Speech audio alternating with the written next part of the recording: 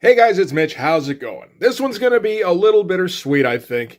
We do get another issue of the Pact, but unfortunately this is going to be the last issue of the Pact that we're going to cover. But don't be sad because it's ending, what is it? Be happy because a bookcase almost crushed Slam's mom, right? So just before we get into this, if you enjoy the channel, if you feel like you might want to help out a little bit, what you can do is in the description, there's a link to my Patreon. And if you subscribe there, that'll give you access to everything I do. From the Blood Force stuff to the YouTube videos before they get uploaded to YouTube, as well as some Patreon exclusive content. So this, of course, is the Pact number 3.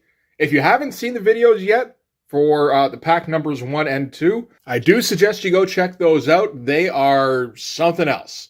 But in case you don't feel like watching those, the Pact is Jim Valentino's attempt at a spin-off book. Everybody was getting in on spin-off books around this time, so Jim had to have a go. He made 4 unlikable heroes that would never be in the same room together, and had Walter McDaniel draw it, and it's up for debate whether or not Walter McDaniel was on any substances before he started drawing this thing.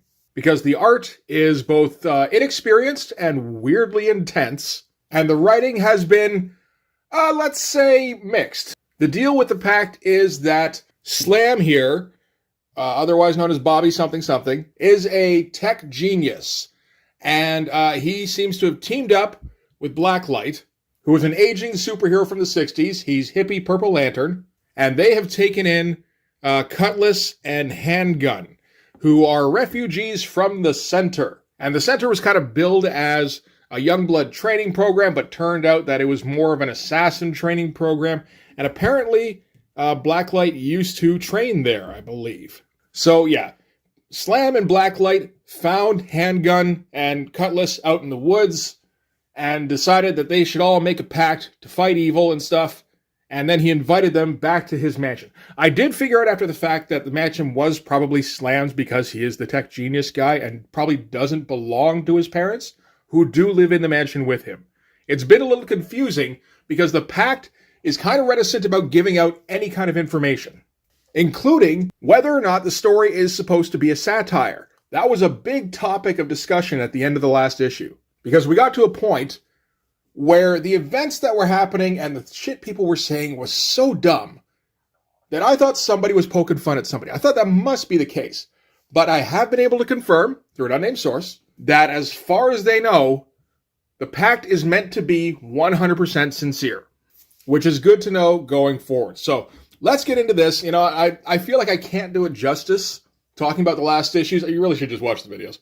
But, yeah, we'll start in on the Pact number 3. And we'll start with this ridiculous fucking cover. So where we stopped at the end of the last issue was Cutlass was taken back to the Center by the Renegades, who were like the Center's mercenary team, whatever. You know, probably some of those assassins and shit that they trained. So this is Atrocity. Atrocity has Cutlass, and the rest of the Pact are off to go save her. And Atrocity is the most ridiculously over-designed character I think I've ever seen. Like, we're talking the cutout bikini, we're talking skulls on the thighs, metal cords everywhere, tattered cape, maximum amount of side boob, and she does have claws, and she does have some kind of power for her claws.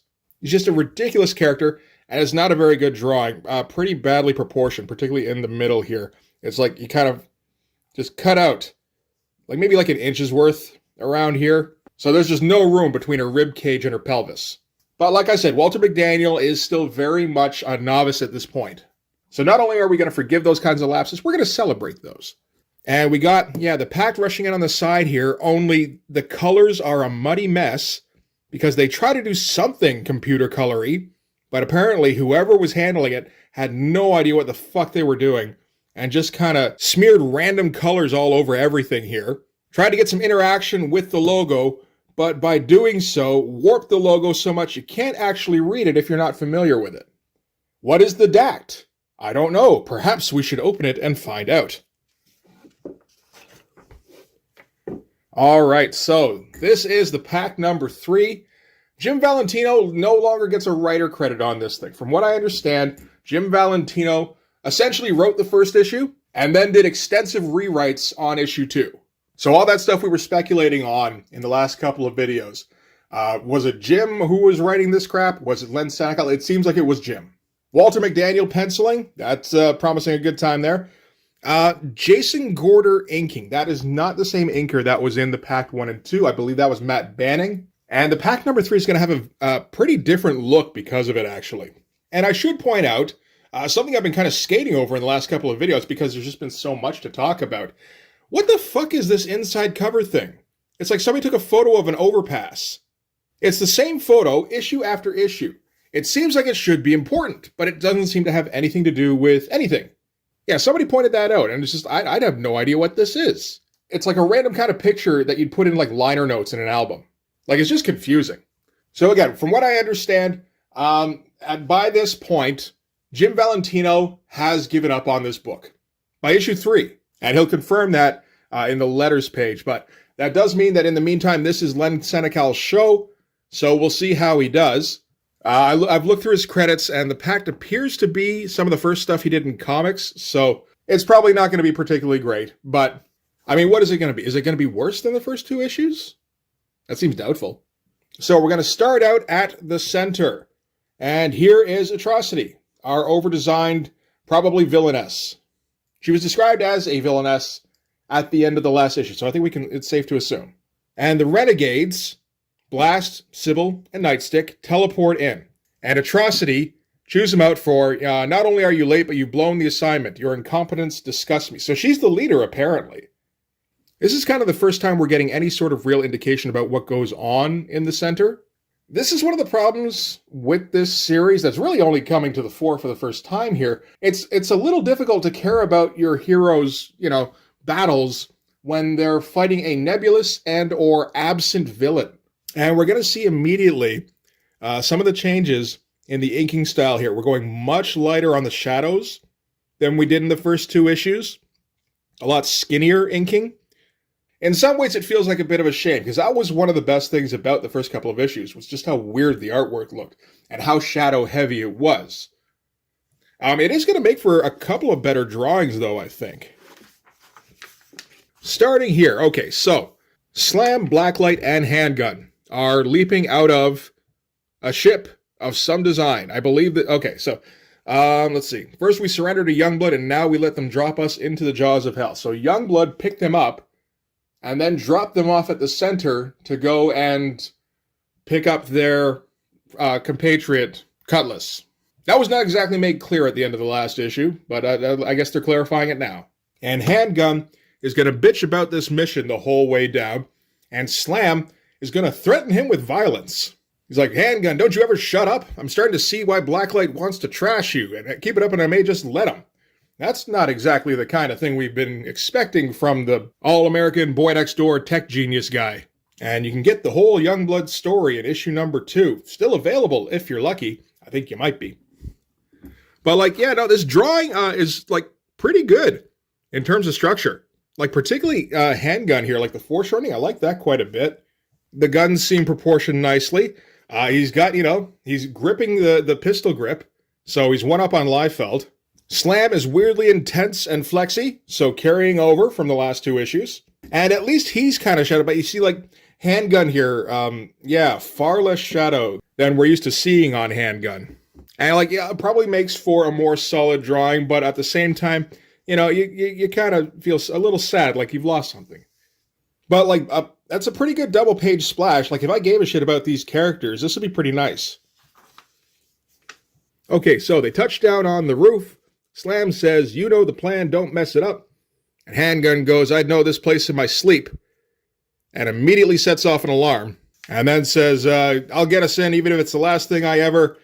And he just kind of goes and reaches for the door handle, which explodes. So I don't know what the plan was, or how he was going to, try and sneak in, but apparently none of it worked. Oh, I guess it exploded because of Blast here. Okay, so they probably saw them coming down, and fucked up their plan from the other side. That's not too bad. That makes some sense. So they do, you guys just never learn, do you? And Blacklight responds with, we have neither the time nor the patience for your stupidity or your dumb jokes. Get the hell out of the way before I teach you girls a lesson. Pause. You'll never forget. Again, everything's got to be weirdly intense at all times. But you see what I mean about the art? It's going to be very inconsistent going forward. That's a pretty bad head. That's a really good one from what we've seen from Walter McDaniel so far. Like, that's like close to photorealistic, which now that I think of it actually probably means that it was light boxed. It does look good though. So, let's try to give him the benefit of the doubt for now. All right, so handgun is still flying through the air. Slam decides to race after him. And that's what this panel is. It looks a bit like Captain Marvel, like racing in super speed, right? And just barely gets in front of him in time before he splats against the wall. Now, Slam is supposed to be super fast and super durable, so I don't know how much softer he is than the wall. But hey, you got to come up with something. And Handgun says, "Oh, my head, what the bleep hit me?" It does say bleep. Like, you're better off just starring that shit out. You never just type bleep. And he says, "Yeah, what the bleep hit me? Nothing compared to what's going to hit you if we don't get back to Blacklight." Okay. Back to Blacklight, where he's taking on all three of the Renegades. In a panel I kind of like. I like this flip. I like the blast going up behind him here and just all the debris falling down. That's pretty good. It's got the nice angle going on. Yeah, that's a pretty dynamic shot. I like that quite a bit, actually. And Blacklight reminds us that he used to train here. So I guess he trained all three of these, which makes this kind of an interesting scene, actually, where they're all trying to gang up on him and he's just kind of dodging around everything, because I guess that's what he'd be used to. I kind of like that dynamic. So he says, "Is that the best you can do? I thought I taught you better than that." And at that, Nightstick charges up her Nightstick and I guess hits him. Kind of a nice shot with the blood flying out and everything. That's all right. That's a pretty awkward pose, but it is tiny. I think I can let that slide. But she does knock Blacklight out of the air. But by dealing with Blacklight, they were distracted long enough that Handgun and Slam could get back and, I guess, get the drop on them. And you get like an intimation of the kind of shadowed that Walter McDaniel wanted this to be, and it feels like the inker kind of held back on that. Unfortunately, I feel like that would have been an insane panel. Okay, so now we're going to cut to Cutlass in a bed somewhere, and Atrocity standing over her. Cutlass stays asleep for a second. It feels like maybe she shouldn't, because she says, "Susie, it's time to wake up." Shot of her sleeping, and then shot of her sitting up immediately. I feel like that should have been her eyes opening, but whatever. And also, weird shadow choices that make her look like she's got a goatee. Not well done. But what I've seen from Atrocity, from reading through this issue, is that she seems to be able to call up memories or worst experiences, that sort of thing.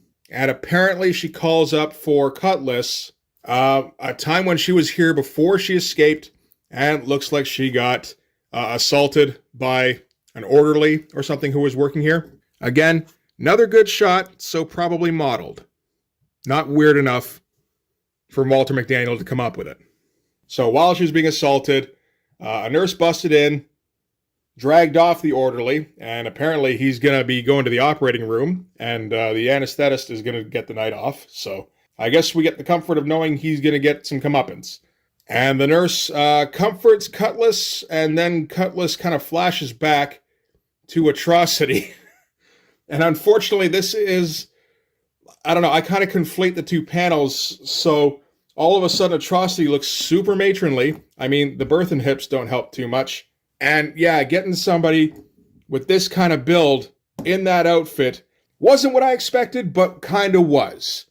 Was in the sense of, what do we really expect from this book? Fucking anything, right? All right, and we end with Atrocity comforting Cutlass through her horrifying memory that she inspired in her, whilst in her insanely over-designed boob costume. Heartwarming? And from there, we're going to cut back to the other Pact guys, I guess, where Gunn has, well, we don't find out till here, but he has Blast at his mercy, basically. He's got a gun up to her head. He didn't have a gun up to her head a couple of pages ago. He just kind of snuck up behind her. Oh, maybe there was a fight scene we missed. Because all of a sudden, Nightstick is on the floor, showing off her ass. We've seen this a couple of times from Walter McDaniel so far. Sybil is on the floor, and Blast's mask is busted up, which it wasn't just a second ago. So yeah, I think we just missed a fight. But yeah, he's going to blow Blast's brains out. Ooh, that turned out into a little bit of a tongue twister. Unless Nightstick tells him where Cutlass is being held. And Slam tells Handgun that he has to ease up, because they're the good guys, remember? To which Handgun replies, oh yeah, well who died and made you king? Last I knew the old man was in charge here. Which is the first I'm hearing of that. But Blacklight's down and he goes, that's right, I am in charge, and I say waste him. So much for peace and love from the hippie superhero, I guess. Inconsistent art quality all around. Like, for instance, the stuff at the bottom of this page here is actually pretty good, which is particularly weird given, like, this drawing up here, not so much. But, like the shadowing and everything here, not bad at all. This face here, pretty good. Kind of intense, but not, like, 2 days without crack intense. This all works okay. I feel like Slam is, I don't know, he's looking a little slack there. He's usually much more flexed out than that. I'm a little disappointed in that. And yeah, this one here, if it's a rushed page, I guess that explains a silhouetted head for no reason. I think we can probably assume that's the case. And at that point, judging by the lettering anyway, Atrocity walks in and says, well done, gentlemen, you've passed the preliminary test. Okay. Let's move right on to the final exam. And this is the kind of intensity we were hoping for. Like Pulp Fiction, adrenaline injection. Kind of intense. Blacklight's brain is just about bulging out of his skull, and the pain has driven him insane. Again, decent shot of gunfire. Like, well-proportioned and everything. Undershadowed, unfortunately, again. But again, as a splash, this is pretty good. And, like the kind of intensity we were hoping for. And I honestly don't know what to make of Atrocity just yet. She's in charge of people who are maybe bad. And she comforts their prisoners after she traumatizes them. So maybe trying to induce Stockholm Syndrome, something like that. I'm not for sure. And she dresses in a way that would make Rob Liefeld think that somebody went too far. So, holy shit, right? Now we're going to get Atrocity kind of plumbing the depths of the psyches of her opponents. So we start with Blacklight. I'm just going to read it out. You were a pillar of strength to a new generation, Blacklight, the superhero who did it his way. So whose way were you doing it when Dayglow needed you the most? You should have seen it coming. The signs were so clear. Didn't she get, murdered? The signs were so clear, you keep telling yourself.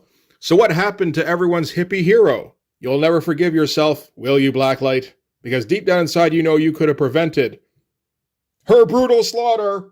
That's more about caption box placement, I guess, but, So yeah, she's going to basically get our heroes, super down on themselves. That's what Atrocity does best. As for you, Bobby Sterling, you've done pretty well for yourself. Your intelligence and physical powers have made you a very rich and famous young man. You got everything money can buy. So what's with the sad face, Slam? It's your mommy and daddy, isn't it, big fellow? Oh shit, she went there. And that your superhero antics... by the way, we got to read it from down here, up here. Not intuitive. And that your superhero antics are leading them to an early grave. Too bad your beloved parents aren't going to be with you very much longer. Too bad your money can't buy them a few more years. And it's downright heartbreaking that they'll die cursing your very existence. You're strong, Slam. But are you strong enough to bear that cross? But I guess that's better than your story, isn't it, Handgun? Your father was gone before you had even learned to crawl. And... Pause. Your mother never stopped blaming you for his deserting her. By all rights, you should hate her for the hell she put you through. But you don't hate her, do you, Handgun? Underneath all that tough posturing is a man who desperately seeks acceptance, but no one loves you or even cares about you. Not even your own mother. So getting weirdly personal with this traumatization that's going on here. Like Blacklight beating himself up because he couldn't prevent the death of his partner. Yeah, okay, that one's fine, that fits in, but mommy and daddy issues for the other two is a little weird. And this spread is fucking crazy. Again, way too intense on Slam, which is how we like it. Oh, what the hell happened with these hands? All of a sudden, he forgot how to draw hands. Apparently, the only way to represent parental resentment is to show mommy at the head of a bunch of stairs wielding a machete. You would kind of want that person's acceptance, I suppose. And yeah, I like the headshot of Atrocity here, and kind of the design with her just kind of reaching out in the middle here. It's a bit of a bitch because it doesn't quite match up and everything, and it being in the middle of the book. But, like, just overall as a 2-page spread, I like the design, fine. It's fucking bonkers, but again, it's the kind of bonkers I'm down for. Okay, so now they're, like, reeling from this, like, psychic assault. And I guess Nightstick here goes, "What'd you do to them?" And Atrocity says, "I only showed them their real enemies, like mommy issues." And Handgun says, "Unless you chicks are bulletproof, I'd suggest you start saying your prayers. It's say your prayers time." And Atrocity tells him, "Save your threats. We mean you no harm." Which Cutlass backs her up on. Never mind the fact that they've all had to, like, relive their worst fears just now. And they've been in, like a good couple of fights with these renegade people. They were pretty lame fights. But yeah, nobody wants to hurt you, apparently. So yeah, she says, "She's telling the truth. I know it." And Blacklight says, "But how can you be certain?" And she says, "I can't be, but you can be certain, because part of Blacklight's thing is being able to shed the light of truth and reveal people's inner selves. So he's going to use his light on Atrocity." Bit of a Jay Lee looking panel right here, eh? So he does. She says, I have nothing to hide." And Blacklight says she's not lying. So just that she doesn't mean them any harm, I guess. I mean, okay, but, like, that's still, I don't know. I don't feel like that solves anything. This page is a bit of a mess. This one's pretty good. He still has difficulties drawing Atrocity here. But, I mean, we've seen worse in this book. That's a pretty damn good shot of Blacklight, though. Again, like, nicely angled, decent foreshortening, all that kind of stuff. That's just pretty good. So Handgun starts raving, like, "What do you mean she's not lying?" Says, "She's not. Light doesn't lie." And he goes, "Well, what about me? The light worked on me too." And I had to go back and check what that even meant. I didn't know what he was referring to.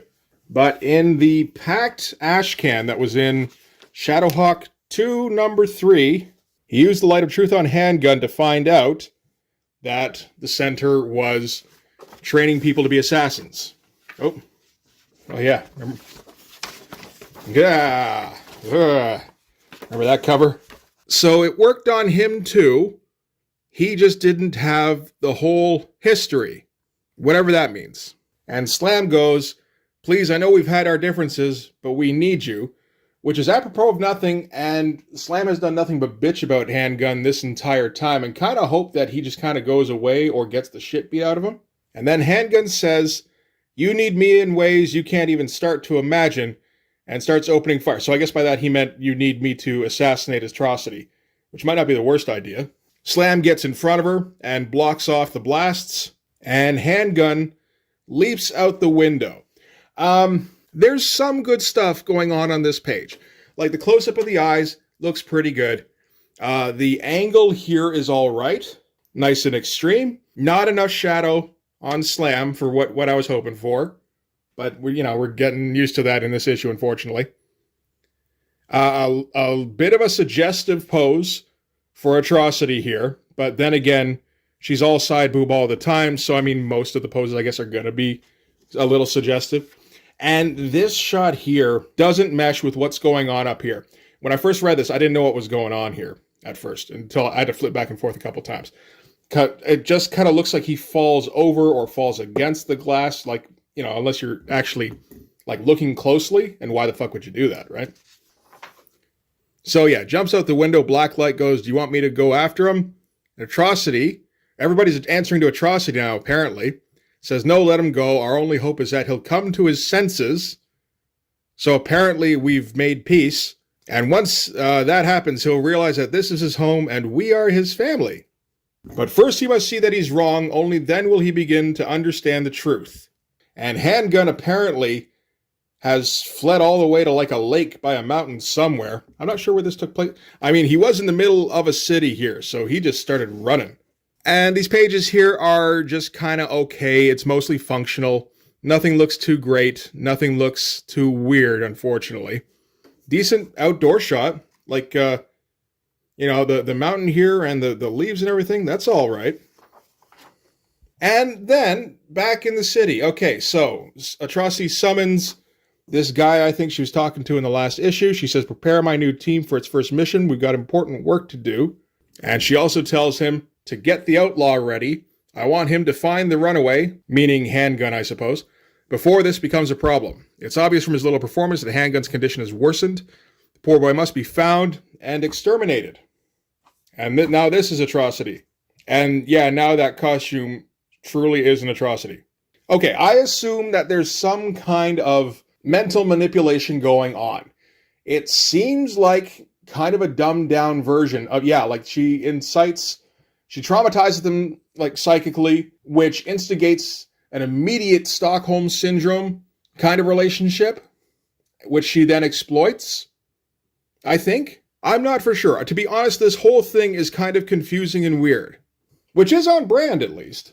And yeah, it looks like they were getting ready to set up doing something going forward, and then, Jim just kind of pulled the plug on the thing and never really ended up anywhere. So back to slamming. We'll start here. All good things must come to an end, and so it is with the Pact Finite series, but fear not for Slamming Company, as we're sure they'll turn up again, probably when you least expect it, like, say, 30 years from when you printed that, and not a moment before. Nor have you seen the last of our creative crew. Len Senecal continues to edit our entire Shadow line, as well as writing Hawk's Eye View and other sundry stuff. From what I checked out, Len Senecal wrote a fair amount of Jim Valentino's books going forward. Certainly some of the Shadowhawk stuff, some Legends of Shadowhawk, something like that. There were a couple books that Len Senecal wrote. And fans of the Walter McDaniel, Jason Gorder art team won't want to miss Shadowhawk number 12, for which they handle the art chores. Well, what happened to Matt Banning?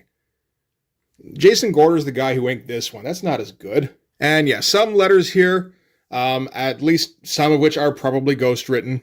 So starting with, is Slam the group's leader and why?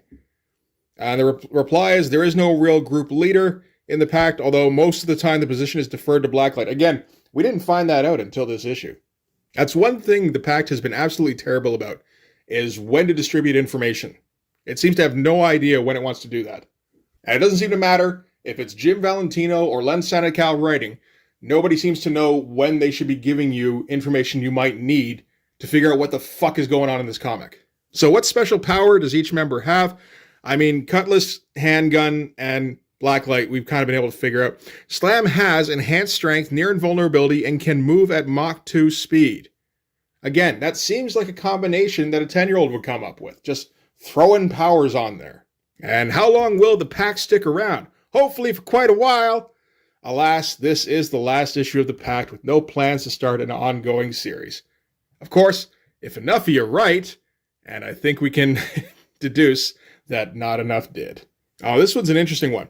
I just finished reading the Pact number 2, and I must say that I'm fairly disappointed. At this point, I would vote against a regular series. While I disagree, I like this letter already. The art was the one bright point. It was that. McDaniel is a fantastic penciler, but the writing was sorely lacking. The entire issue was a fight scene that ended with, oh, this is a mistake, we shouldn't have been fighting the whole time, oops. I'm still in shock about the abruptness of the end of the fight. Come on, guys, I know you can do better than that. And the reply is, sorry to disappoint, Mike. This is an interesting sum up. Hope you like this issue better. While we hate to disagree with anyone's opinion on anything, seeing as how all opinions are by their very nature subjective. Okay, calm down. We do think you missed the point to the fight's ending in issue 2. We saw it as being a case of basic human decency winning out. When Badrock saved Mrs. Sterling, Slam refused to fight anymore. It was that act of kindness that ended the battle and provided the common ground between the two groups. Okay, there's so many problems there. That's a nice sentiment for a completely different comic in a completely different company. If we're talking about a comic book that showcases human decency, it would be the first comic book at Image to do so. So right there, you're starting off on the wrong foot. Secondly, the way they showed this human kindness was Badrock stopping a bookcase from falling over on Slam's mom. Okay? He didn't, after she'd already had a bookcase fall over, so he didn't stop the first one. This was just going to be the one that crushed her head, most likely. So that is a lame, slapsticky way to show Badrock having a streak of decency. This is shortly after Badrock and Chapel beat her son bloody in front of her, by the way, while yelling, "We're young blood!" If you really wanted to do a human decency thing, you could have had the battle rage on for a little bit, and then once Mrs. Slam runs into the house, at that point, Badrock makes them all stop fighting because we're endangering somebody. I mean, that's also a lame way to do things. and doesn't jibe with what Rob is doing in Youngblood at all. But I mean, the way things worked, she ran in the house. Yeah, he beat the shit out of her son. And then right just before she was about to die, he finally noticed and stopped her from dying. It's not good enough. If you want to get across basic human decency winning out, write it better. And one more here that feels like just a general letter that was sent in that they wanted to answer at some point. So, a lot of us out here feel betrayed. When Image first started, there was all this talk about creators' rights, yet each and every one of you are now nothing more than mini Marvels. You all have other artists working on projects you own, and one would assume control. Take you, for example, Jim. It clearly states in the indicia that the Pact is trademark and copyright Jim Valentino, yet Len Senecal and Walter McDaniel do all the work. I don't see how you, a supposed proponent of creators' rights, can stand this obvious and blatant hypocrisy. Do Senecal and McDaniel own even a piece of the Pact, or is all their hard work just more money to line your greedy pockets? You Image guys have really disappointed me. While that is in close approximation to a criticism that could be made at any of the Image guys, the actual point he's making is basically just kind of misinformed. And Jim Valentino goes through it. Basically, it comes down to creators' rights means simply he who creates owns. So Jim created the Pact, therefore he owns the Pact. He hired Len and Walter, Matt and Jason, and everyone else who worked on the book. They all had to sign an agreement which stated that Jim created the Pact, and they would not contest that creation. This is called work for hire. If in the course of their doing work on this book, they create something, then I sign an agreement with them stating that I will not contest their rights to that creation. Hence the notations on the contents page about the renegade characters. And is that in there? The Pact, Slam, Blacklight, Cutlass, and Handgun, and all other prominent characters contained herein are trademark and copyright Jim Valentino. I don't see anything about the Renegades. Oh, wait, here they are. Oh, they're hidden in the tire. Sybil, created by Len Senecal. Nightstick, created by Walter McDaniel. Blast, created by Jim Valentino. All are TM and copyright their creators. Used by permission. Okay, it's in there. So, yeah, sort of a confused understanding of what the principle was that I think he was arguing. I think the fair criticism is that the Image guys, having broken away from Marvel, and at one time or another, a few of them have intimated that there was some sort of creative spirit. They're breaking out. They're finally able to do what they want away from the shackles of their editors, and no longer do they have to worry about answering to the man. They can do whatever they want, and what they want to do is create characters and then hire people to write and draw those characters. Kind of like what Marvel does. Had he kept his criticism to just the fact that all of the Image creators have all basically become mini Marvels, doing work for hire contracts, not sticking with their own books, not actually doing the thing that brings in the money, which is, presenting a Jim Lee book drawn by Jim Lee, a Rob Liefeld book drawn by Rob Liefeld, etc. Instead, they hire inexperienced and, in a lot of cases, incapable artists and writers to just kind of churn out whatever garbage they come up with. That's a fair criticism. He didn't make that criticism, though. He said shit about creators' rights, which, Image does seem to have been pretty good about creators' rights, at least. And then some parting shots. There's a whole bunch of crap here. What's up with Shadowline the upcoming year? We're into all kinds of exciting stuff. Video games, model kits, CDs. I've never heard of Shadowline being associated with anything like that. But mostly we're going to be sending some of the hottest books yet down the pipeline. I know the lists of the hottest books in Wizard were always just crammed with Shadowline books. And yeah, just kind of says what he's going to be doing. So this is starting with Shadowhawk number 12. Where they have their cool new sensible numbering system. And they also mentioned the upcoming Image X month. Doesn't look like any decisions have been made at this point here, other than that there will be a Shadowhawk number 0 drawn by somebody else, and that Jim Valentino is going to be drawing either Wildcat, Savage Dragon, Youngblood, Spawn, or Cyberforce. It's Youngblood, because nobody else would have him touch their books. And that's kind of it for the Pact number 3.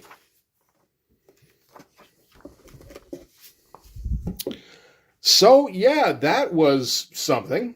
I mean, what it was largely in terms of story was confusing and pointless, But part of that is context, because we have no idea where this thing was supposed to go after this. I don't think anybody would have cared regardless. I mean, if you're canceling your book at issue 3, I'm not even sure how quick returns come in, like orders. I assume they were super low, probably in part because the Pact number 1 looked like this. It's June 94. I don't know if there's much of a downturn going on. It's probably starting to happen, but it should be a slow, like top of the roller coaster, kind of slow descent at first. And of course, there is maybe the main thing, which is that I'm pretty sure Shadowline books don't sell. Jim Valentino cannot write an extreme 90s character. He can't draw one. Stands to reason he can't hire somebody who can do those things either, because he doesn't know how to weigh what anybody's good at. He lucked into Walter McDaniel. But of course, Walter McDaniel was an untested talent, so you can't exactly advertise your guy who's never been on another book before, other than by showing his awesome art, and it doesn't seem like they really did that, particularly with that first issue. The ending was as stupefying as we expected, I think, just maybe not for the reasons we expected. And this kind of book makes me think of Bloodstrike Brutalists. I don't know if anybody's familiar, but Bloodstrike, the series, goes from issue 1 to issue 22. It also has issue 25 because of the whole fucked up Images of Tomorrow thing. And so issue 23 and 24 were never produced. But Michel Fife, who's kind of a weird indie artist, I guess got Rob's permission to do a book called Bloodstrike Brutalists, which is essentially Bloodstrike 0, Bloodstrike 23, and Bloodstrike 24. And it kind of fills in the gaps, whatever gaps there might be, in those missing issues. And I just want to say, if Val feels like there's value in creating a Pact Brutalists equivalent, my schedule is open. I mean, it's not. It's actually really full making these videos, but I will clear it. I will write and draw issues 4 through 10 of the Pact, where Bobby and his super buddies go on adventures while Blacklight has acid flashbacks and Handgun keeps harassing every woman in sight while his mom and dad wander in and out of every battlefield they happen across. And every once in a while, Cutlass pops up and goes, "Hey guys, remember me?" And Slam makes that face, and she runs the fuck away. This is the book I'm proposing to you. So anyway, that's going to do it for this one. Thanks very much for watching. If you like this video, please hit like, hit subscribe, hit the notification so you know when the next one's coming out. Go over and subscribe on my Patreon. That'll give you access to everything I do, from the Blood Force stuff to the YouTube videos before they get uploaded to YouTube, as well as some Patreon exclusive content. You can also follow me on Instagram and DM me there for commissions. And you can join the Blood Force Discord. Link is in the description on this video. I'm pretty sure after this video, we will be bandying about plot lines for the Pact Brutalists. So you want to get in on that shit. But yeah, that's going to do it. Thanks again. I'll see you guys in the next one. Bye-bye.